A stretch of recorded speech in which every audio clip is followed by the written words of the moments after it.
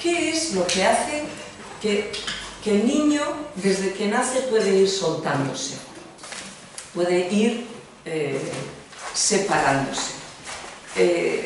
Lo que hace el empezar a soltarse y el poder hacer luego una vida es la posibilidad que él tiene de interrelacionarse y de recoger los mensajes y de enviar los mensajes con la persona que lo recibe.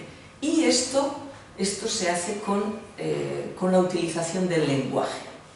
Entonces es fundamental para poder desarrollarse, es decir, desarrollar recursos para adaptarse, el ser acogido en un lenguaje, un baño de lenguaje que decimos, y el poder hacer un hueco en esa persona que habla, el poder,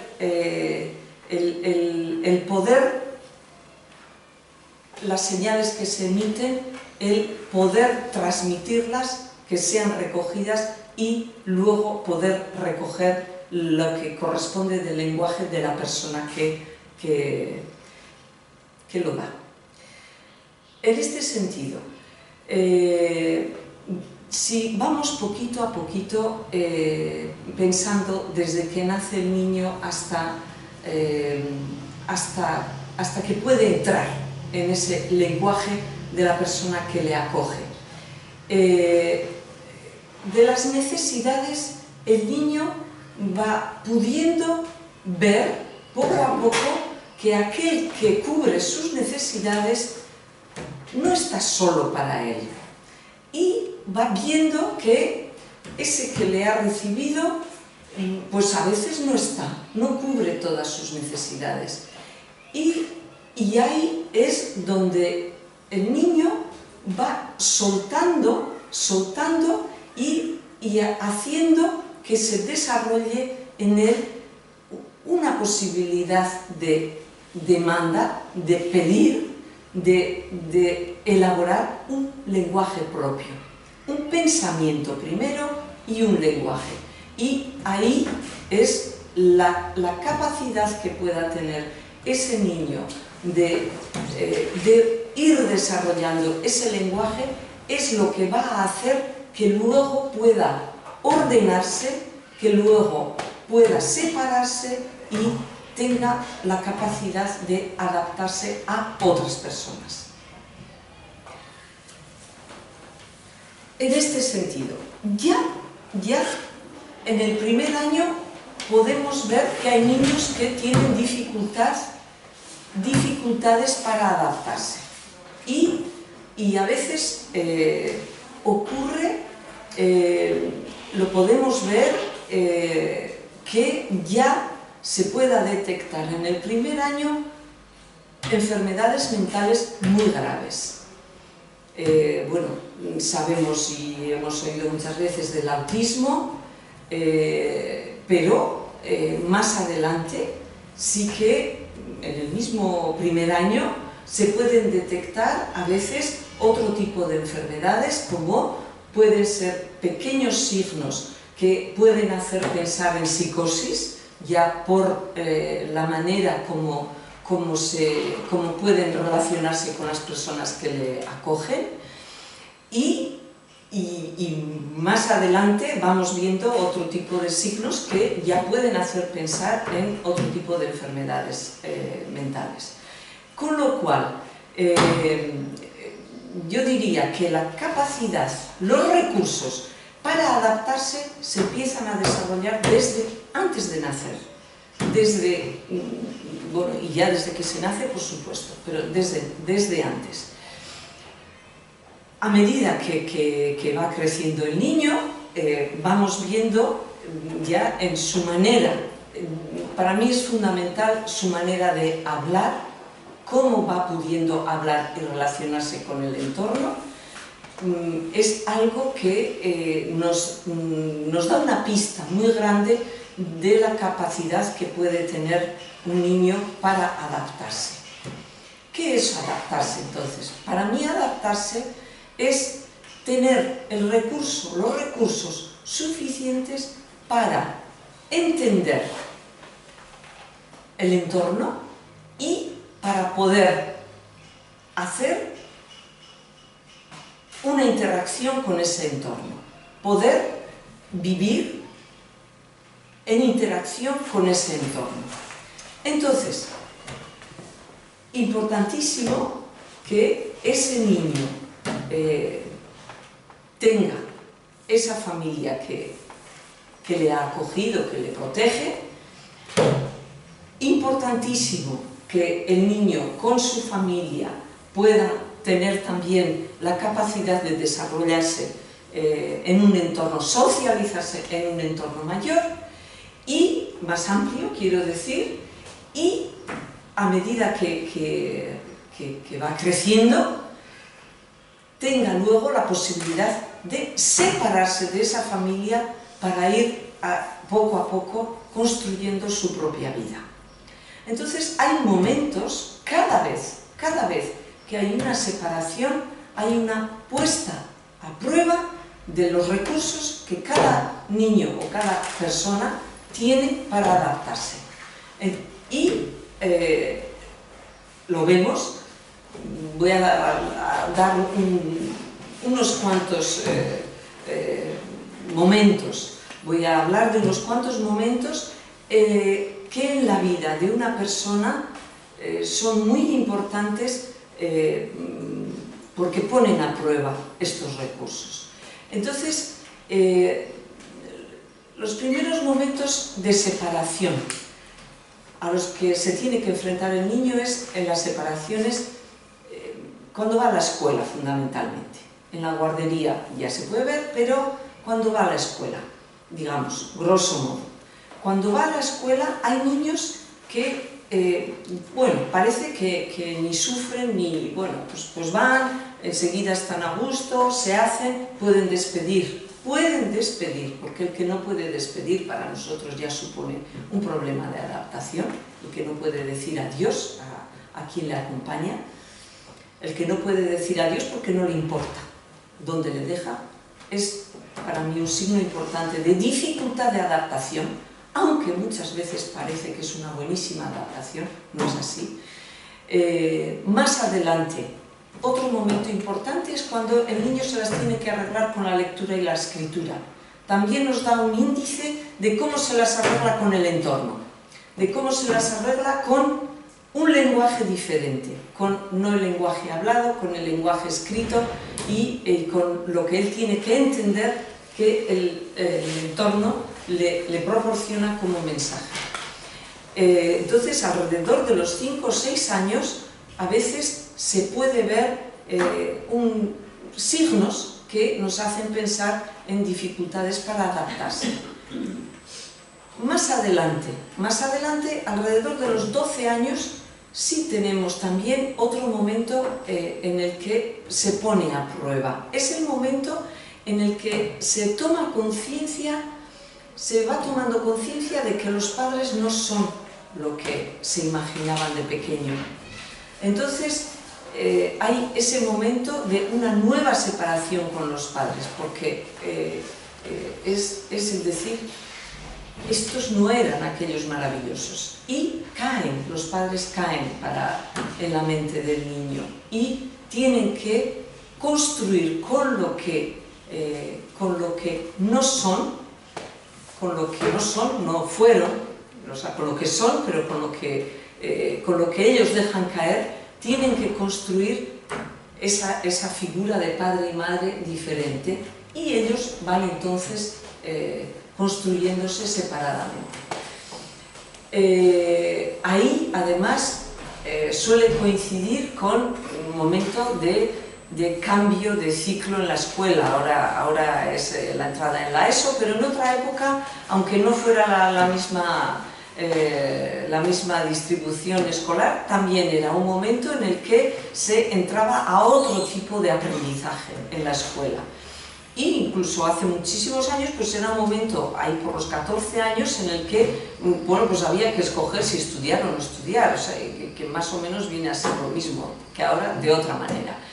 Y ahí sí que se ven problemas muy graves de adaptación en esos cambios, en muchos jovencitos y jovencitas, porque no consiguen dar ese paso a una nueva forma de aprender y a una nueva distribución de profesores, a un nuevo grupo de amigos o a una nueva forma de estar con los amigos, y muchas veces encontramos problemas muy graves de agresividad o de distorsión de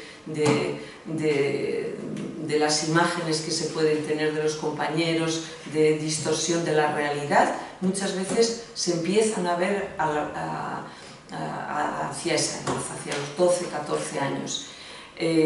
Un poquito más adelante hay otra prueba, yo diría de las más importantes, que es el encontrarse con lo que es la diferencia sexual, llamo yo, de una forma global, que luego ya podremos hablar más concretamente.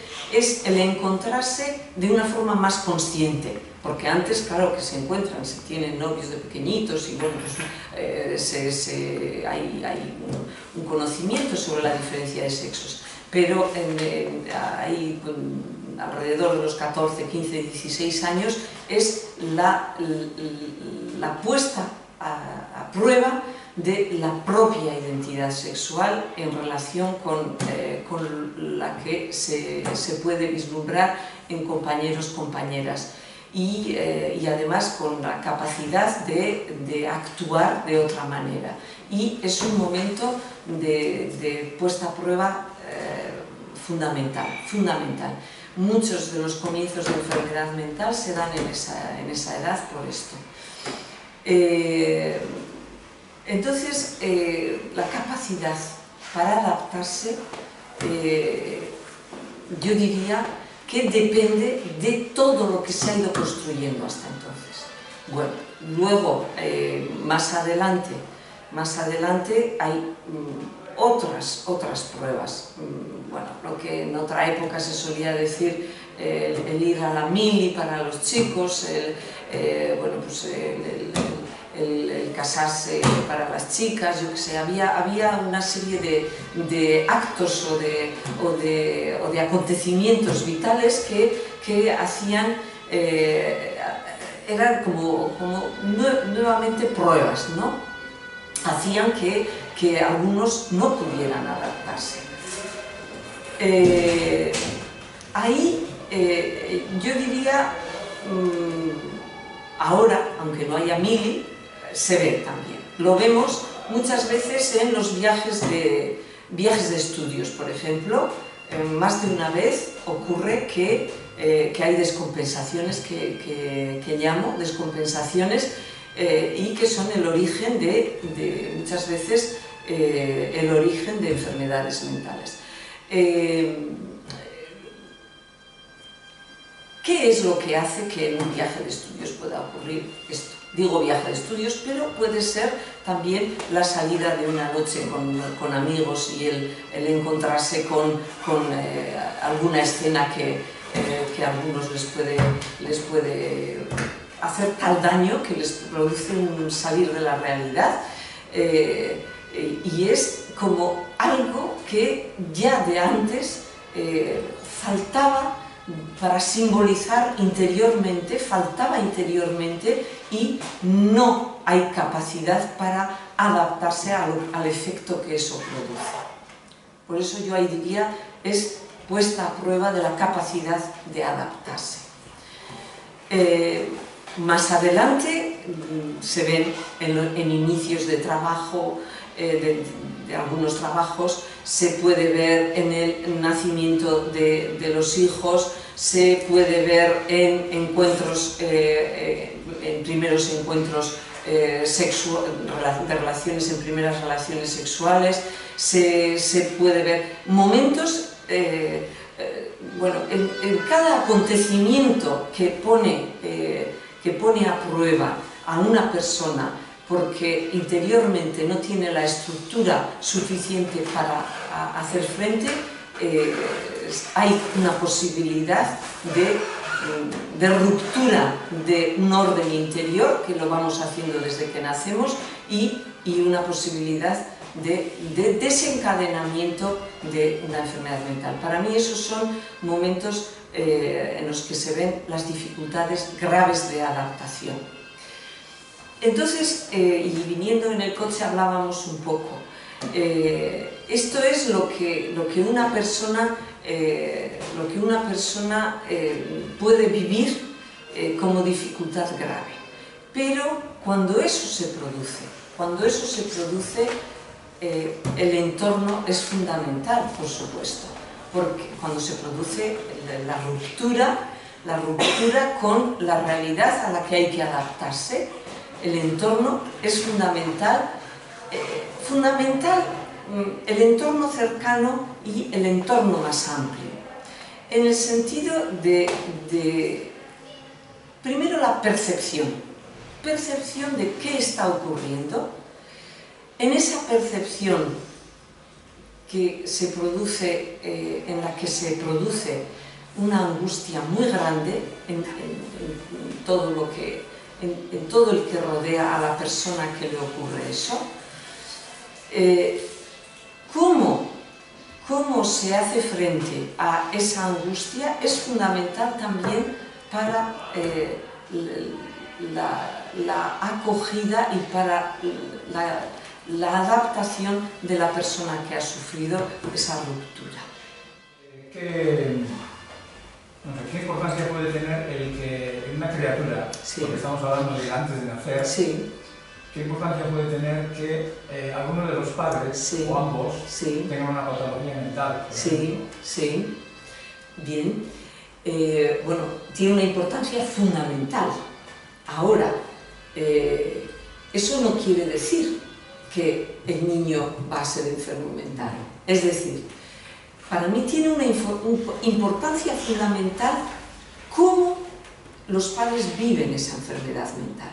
Es decir, si el niño se encuentra con unos padres enfermos mentales que están desordenados, que no pueden producir una acogida al niño ordenada, para que ese niño pueda entrar en un lenguaje en un sentido amplio, lenguaje en el que él pueda descansar y estructurarse, si la enfermedad mental de los padres produce un desorden en el que el niño no puede encontrar su hueco con orden, el niño no va a poder ordenarse y puede desencadenar, y esto ya voy a explicar más, puede desencadenar la enfermedad mental.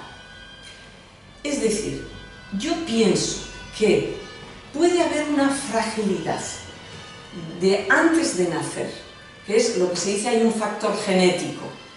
Puede haber una fragilidad, pero ahora sabemos que el factor genético no es único en el desencadenamiento de la enfermedad. Es decir, que uno puede tener ese factor genético toda su vida y no haber desencadenado la enfermedad mental. Sí, y no quiero decir que se desencadene solo por el entorno, tampoco es eso. Yo creo que hay fragilidades mayores y menores.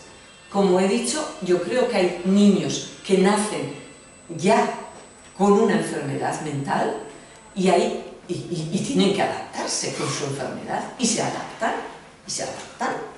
Pues algunos con menores recursos o con mayores recursos, pero se van adaptando. Pero ahí la acogida es fundamental. Es decir, un niño que tiene una fragilidad, digamos que genéticamente tiene posibilidades de desarrollar una enfermedad mental. Si los padres tienen un conocimiento de su enfermedad y tienen una vida, aunque sea con esa enfermedad, tienen una vida que pueden acoger a ese niño, el niño no tiene por qué desencadenar, porque los padres sean enfermos mentales, una enfermedad mental. Pero para eso sí creo que es necesario que ese niño sea acogido por un entorno que le permita hacerse su hueco. Es decir, voy más a lo concreto. Si la madre tiene una enfermedad mental que hace que ese niño sea para ella la que le va a colmar totalmente y no va a poder dejarle desarrollar sus necesidades con su demanda, es decir, desarrollar lo que es una demanda que surge de una falta, si una madre, por cómo lleve su enfermedad mental, por cómo tenga equilibrada su enfermedad mental, no permite a su hijo eso, ese hijo será enfermo mental. Pero una madre con la misma enfermedad mental puede estar equilibrada, es decir, tenemos madres con una enfermedad mental que tienen hijos enfermos mentales y hijos sanos. Me demuestra que hay algunos hijos, por lo que sea, que o bien han llegado en un momento en que la madre no podía separarlos de ella, o bien porque ese niño era más frágil y desde el comienzo no ha podido hacer una relación con esa madre que le ha permitido separarse, que le ha permitido hacer esa adaptación. Por eso yo adaptación lo uno a separación, a primero dependencia y luego separación. Si ese niño, por lo que sea, no ha podido hacer ese hueco donde él alojarse y luego poder separarse, ese niño sí desarrollará una enfermedad mental. No sé si me explico. Entonces, la cuestión para mí no es tanto que sea enfermo mental o no, sino cómo lleva esa enfermedad mental, cómo puede hacer su vida con esa enfermedad mental, el padre o la madre. ¿A ti te parece sí. que un enfermo con un diagnóstico de esquizofrenia sí. puede llevar por mucho, o sea, con ese orden, una vida? Sí. Yo he conocido padres esquizofrénicos que tenían hijos sanos. Padres. Sí, pero madres o padres. Llevan con ese orden siempre esa vida con las dificultades que a mí me parece que tienen. Sí. Si no pueden asumir muchas veces su propia Cierto, responsabilidad. cierto. Si no pueden asumir su propia vida, no. Tienen que tener otra persona de la familia que les ayude. Y si esa otra... Claro, cada enfermo es diferente. Eso partimos de ahí. Por eso he dicho como condición que esos padres puedan llevar ellos su propia vida. Si la esquizofrenia hace que no puedan equilibrar su propia vida, si hay crisis, yo creo que según la familia que tengan, a veces, incluso hay esquizofrénicos que se dan cuenta cuando empiezan a estar peor y recurren y piden ayuda. Pues, o recurren a otras cosas. Sí, sí. Si son enfermos que saben que hay un momento que se encuentran mal y pueden, bueno, pues a veces con más dificultad o menos, pero pueden pedir ayuda o quien esté al lado, o bien si es la mujer el marido, si es el marido la mujer, o si son los padres, y pueden ayudarles a equilibrar en esos momentos, sí pueden. Sí pueden. A mí me parece que en este momento, sí. no hay otra sin excepción, pero sí. a mí me parece que hay mucho diagnóstico de sí. patología global y es... Sí. A mí desde luego me han dicho que sí. de principio está la esquizofrenia sí. y después es recurrente, lo mismo puede ser a un tóxico, o puede ser a beber. Sí. Sí. Recurren pues porque tienen muchas dificultades para muchas cosas. Sí, cierto, cierto. La patología dual sí que se suele dar porque se recurre a otro tipo de recursos para calmar la angustia, claro. Sí, sí, sí, cierto. Sí. Bueno, podría darse también la situación contraria a la que plantea Cándido, es decir, Sí. que haya padres equilibrados. Sí, sí, En la sí. que el niño pueda desarrollar una enfermedad Sí, mental. sí, por supuesto. Entonces yo no sé qué factores puedan intervenir para que eso suceda. Y Sí. luego algo que a mí me ha preocupado durante muchos años también, y ahora que bueno, ya conocemos un poquito más de la enfermedad mental, es Sí, todo el tiempo sí, ¿no? Que uno trata, que no detecta sí, que es enfermedad, ¿no? sí, sí, sí, cierto. Entonces, Cierto. ese tiempo bueno, Sí. me parece fundamental, Sí. pero esos signos no Sí. Sí, son muy difíciles son muy de difíciles. detectar. Y entre nosotros mismos, entre los psiquiatras mismos, hay unos que detectamos de una manera y otros que detectan de otra. O sea, cada uno detectamos de una manera diferente. ¿Los familiares detectan? En los familiares y en los psiquiatras. A ver, sí, Pero, por ejemplo, a un niño sí, recién nacido de 1 año, ¿los Sí. familiares tú crees que pueden detectar que tiene algo raro? sí, Sí. sí. Yo me he encontrado con muchas madres las madres muchas veces se dan cuenta. Y el pediatra les dice, es normal. Y que este niño, pues algunos porque tienen hijos mayores, dice, este no me mira como el otro. Más de una vez, yo a una madre, unas madres, vamos, más de una, he oído, yo sabía que algo pasaba. Sí, pero eso te das cuenta luego. Claro que luego, Luego. pero una cosa que sí que a muchas he oído también, a muchos. A veces el padre está ahí también, pero mucho las madres, es cierto. En el comenzar a hablar, cuando cuesta empezar a hablar, no todos los niños que les cuesta empezar a hablar son enfermos, ni mucho menos, pero en la forma como empiezan a hablar, hay madres que dicen, yo ya sabía que este niño no me hablaba como el otro. Yo sabía cuando estaba en el parque que este niño no estaba con nosotros como están los niños. Yo sabía que algo pasaba, pero yo ya le decía al pediatra, pero es que no me dice nada, pero es joven todavía, no se preocupe, es joven. Pero yo ya me daba cuenta que iba al parque y los otros, yo recuerdo, los otros le tenían miedo. Niño de 1 año. ¿Cómo que los otros le tenían? Pues sí, porque iba así y yo ya me daba cuenta de que algo le pasaba. Yo le decía al pediatra, algo le pasa, y el pediatra me decía que no me preocupara, que el niño iba bien. Y esto, pues, cuando más adelante algo no va bien es dolorosísimo, pero esto lo he oído muchas veces. Y cuando esto ocurre, por ejemplo, en una escuela, Sí.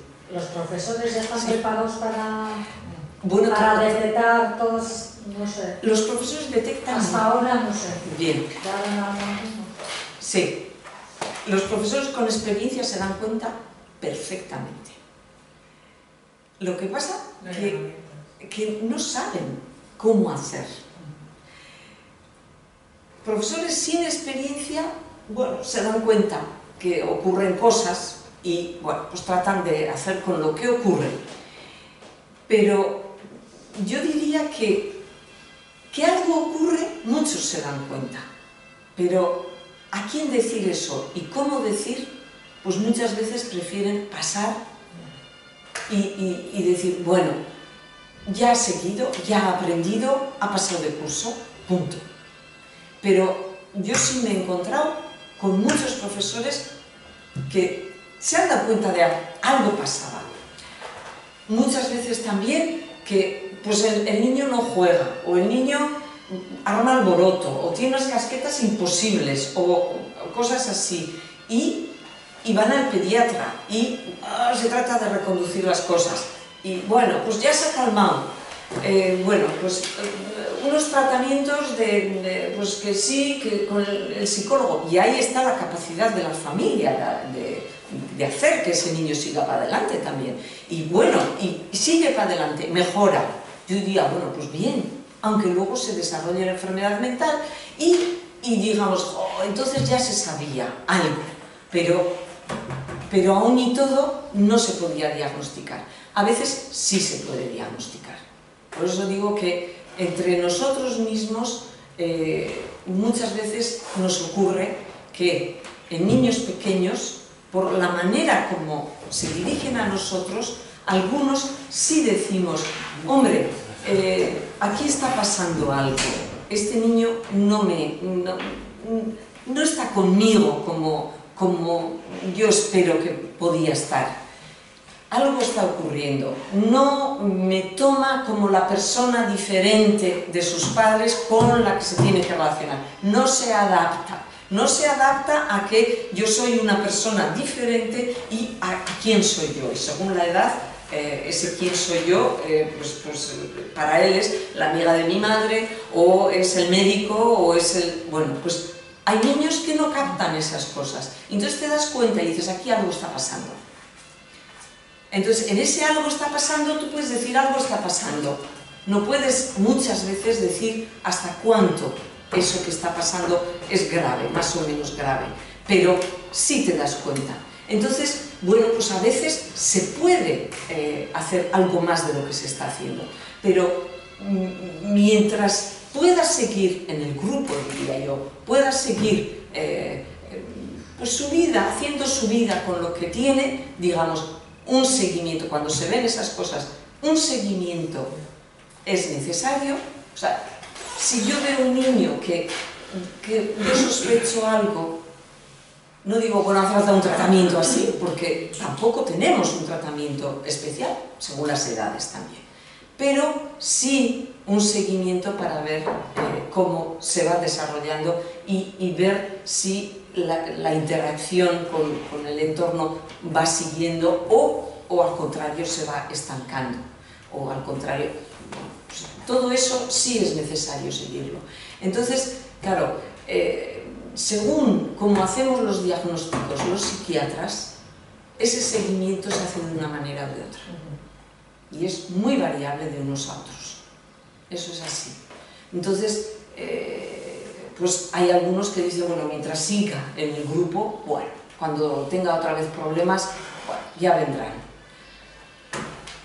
Y hay otros que digo, no, conviene pues venir, según como sea, pues a menudo o más o menos a menudo. Es variable, es variable.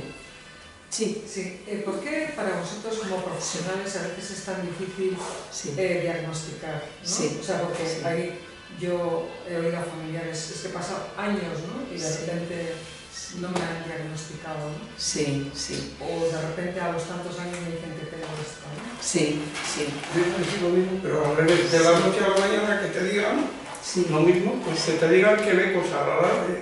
Una chica que aprueba todo, que va muy bien, y de la noche a la mañana te dice que ve no sé qué y no sé cuánto. Sí, sí, sí. Es que esto decía una cosa, pero yo no la creo que usted está diciendo del todo, lado... tú dices... de la noche a la mañana que te dice... Del lado de la paciente, de la enferma. De mi hija. Mientras que ella está diciendo del lado del psiquiatra. Por eso cuando me has preguntado por eso. Sí. Diré las dos posiciones. Empiezo por la primera. Del lado del psiquiatra, ¿por qué es difícil diagnosticar? Primero diría, hay miles de formas de diagnosticar. Es decir, los que hemos tenido una formación psicoanalítica, tenemos una tendencia a diagnosticar neurosis, psicosis y estados límite, digamos, o intermedios. Entonces, cuando vemos una distorsión psíquica grande, distorsión entre comillas, o sea que yo diría una imposibilidad de adaptación, una ruptura, como lo que explicaré después. Vemos que hay una imposibilidad de situarse ante el entorno de cualquier tipo, una imposibilidad de situarse con una estructura psíquica entera, entre comillas, una estructura psíquica que permite ese conocer el entorno, interrelacionarse con ese entorno y poder separarse y salir. Sí que, bueno, no con eso solo, o sea, habría que ver mucho más, pero podemos poner el diagnóstico de psicosis. Y ahí, antes, en las clasificaciones anteriores, pues hay clasificación americana, la clasificación francesa, la europea, bueno, la clasificación internacional, bueno, hay varias clasificaciones, ¿no? Entonces, los que hemos tenido formación psicoanalítica, si ponemos el diagnóstico de psicosis, ya vemos que hay una fragilidad muy grande.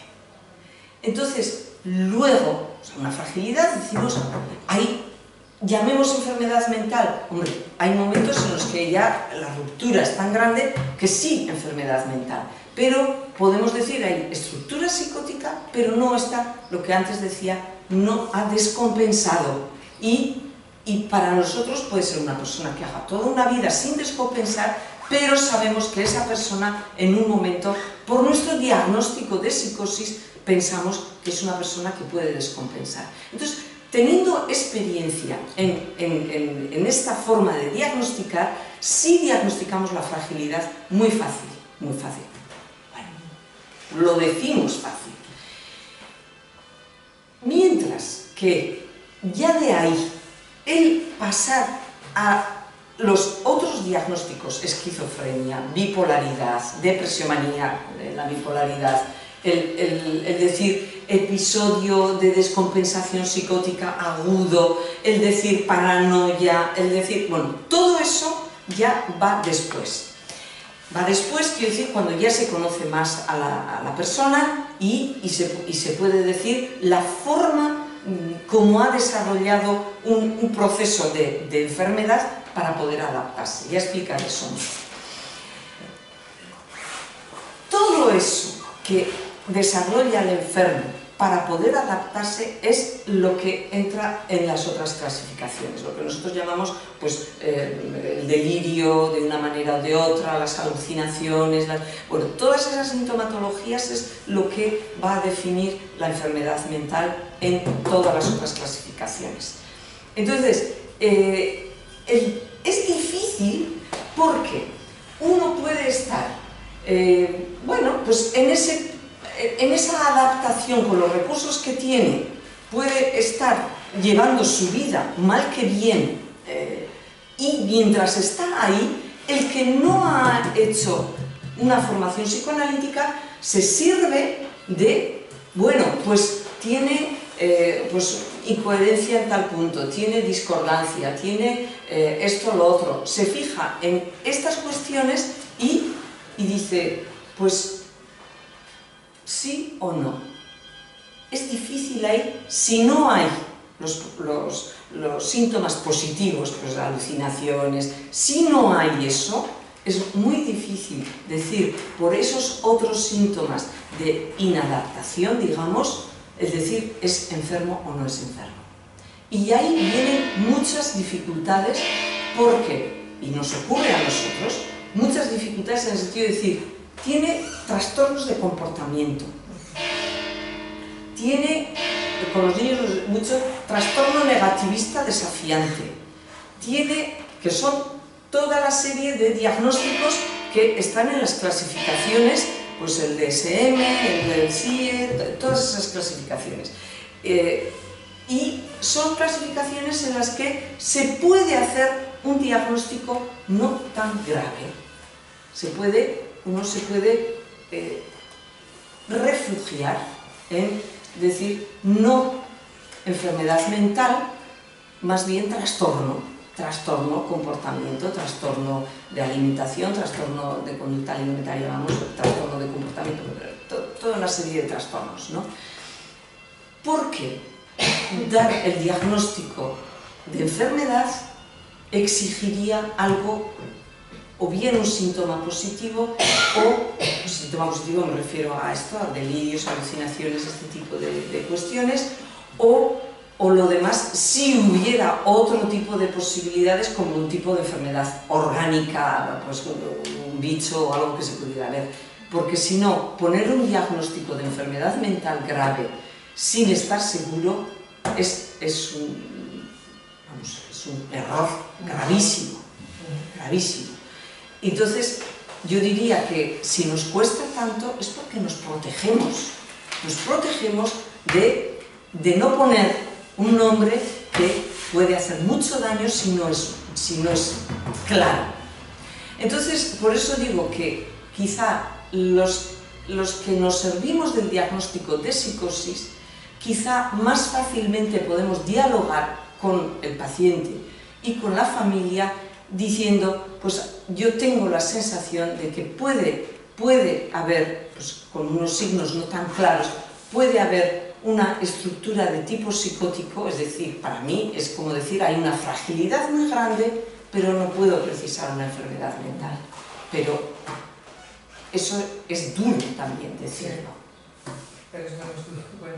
Es menos duro, Sí. pero nos resulta, cuando podemos diagnosticar así, nos resulta más fácil dialogar. Mientras que hay psiquiatras que pueden ser buenísimos, yo no digo que sean ni mejores ni peores, pueden ser buenísimos y con la experiencia yo creo que se dan cuenta de muchas cosas, pero les cuesta más quizá hablar de esta manera, de los diagnósticos. No sé si me explico. Sí, sí, sí. Y bueno, y puedo precisar más cosas. En cuanto a lo que, ¿qué es lo que hace que una persona, una chica, decía usted, bueno, funcione estupendamente y en un momento de repente empieza a decir que ve a la profesora, que le está hablando de allí, o una cosa así?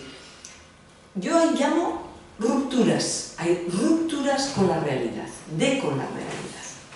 Rupturas, desmoronamientos de la estructura psíquica, de lo que nos sostiene, rupturas grandes. ¿Y por qué se produce? No sabemos por qué se produce, no lo sabemos. Yo me lo explico, yo me doy explicaciones cuando nos ocurre de encontrarnos con jóvenes y así. Yo me lo explico de esa manera que también lo hemos aprendido en el psicoanálisis, pero a mí me sirve para poder entender. Yo no me lo explico solo pues porque me dicen que eso se produce, yo lo veo que se produce, pero yo me lo explico por esto que antes he explicado quizá de mala manera.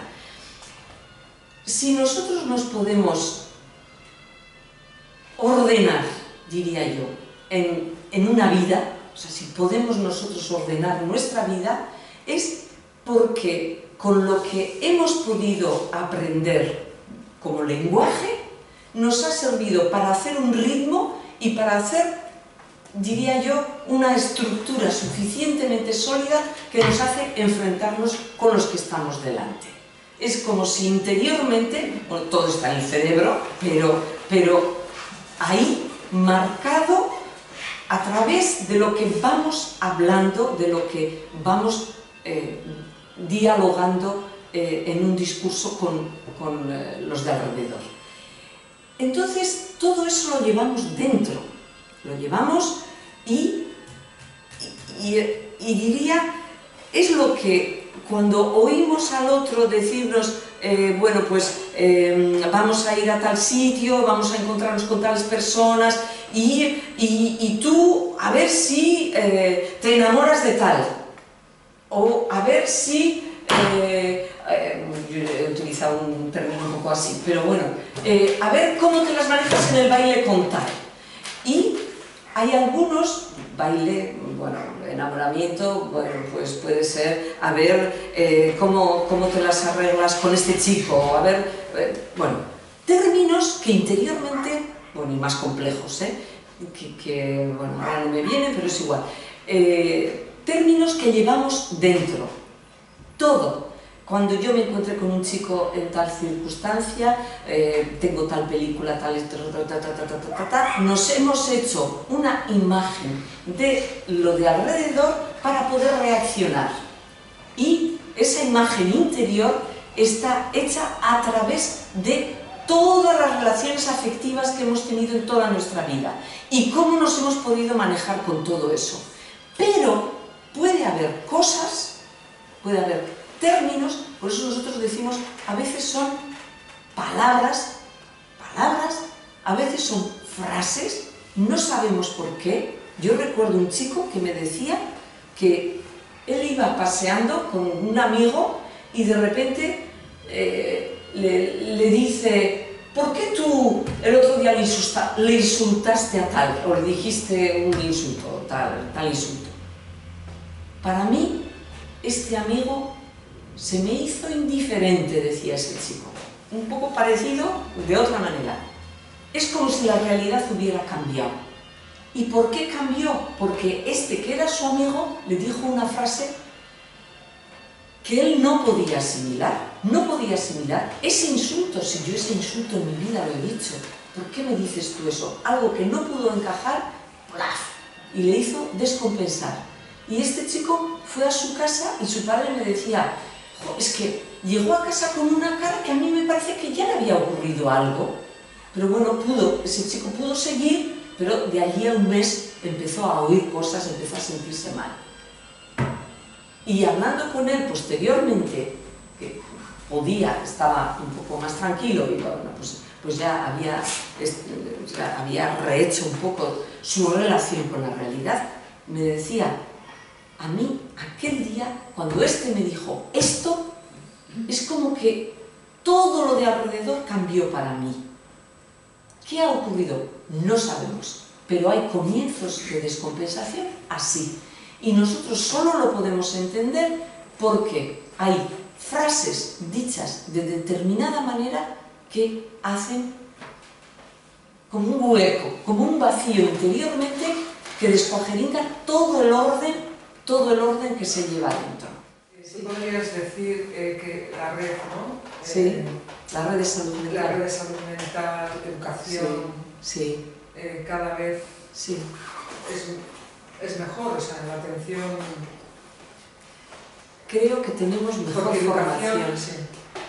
Creo que sí. Porque educación se queja mucho de esto, de que no tienen las armas, las herramientas suficientes para la atención de los niños, ¿no? Sí, sí. En este sentido. Pero con cada niño que viene al equipo de psiquiatría infantil hay reuniones con la escuela. Que con cada niño que es tratado en el equipo de psiquiatría infantil suele haber reuniones con la escuela, o por teléfono, o programadas, o se hacen reuniones con la escuela. En eso somos muy sensibles. Otra cosa es el tiempo, pero nosotros sabemos que si no trabajamos con el entorno, a un niño con una enfermedad grave, no podemos hacer con él nada. O sea, que este trabajo de coordinación se está haciendo de interactuación entre... Sí, eso lo hemos hecho siempre, siempre.